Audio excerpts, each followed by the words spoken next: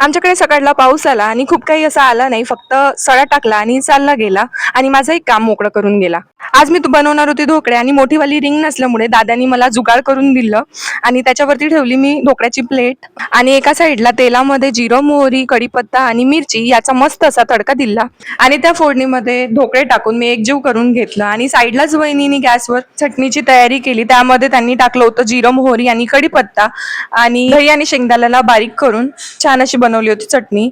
कोणतीही रेसिपी बनवणं इझी आहे आणि खाणंही इझी आहे, पण त्यानंतरचा झालेला पसारा मात्र डोक्याला ताप असतो आणि कितीही डोक्याला ताप असला तरी तो गॅस ओटा मलाच क्लीन करायचा होता, कारण आज मी नाश्ता बनवला होता त्यामुळे. आणि मी खायच्या आधीच गॅस ओटा साफ करते, कारण मग एकदा जर मी खाऊन घेतला, नाश्ता करून घेतला, त्यानंतर मला बेड हवा असतो, कारण त्याच्यानंतर मला भरपूर येते झोप. त्याच्यामुळे मी पटकन करून घेतला पूर्ण गॅस ओटा क्लीन. आणि ज्या दिवशी मी नाश्ता बनवते त्या दिवशी माझ्या दादाची खूप जास्त मजा असते, कारण माझा दादा एक नंबरचा भुक्कड आहे आणि त्याला नवीन नवीन पदार्थ खायला खूप जास्त आवडते. चला आता मी करून घेते नाश्ता आणि भेटूया आपण उद्याच्या ब्लॉगमध्ये.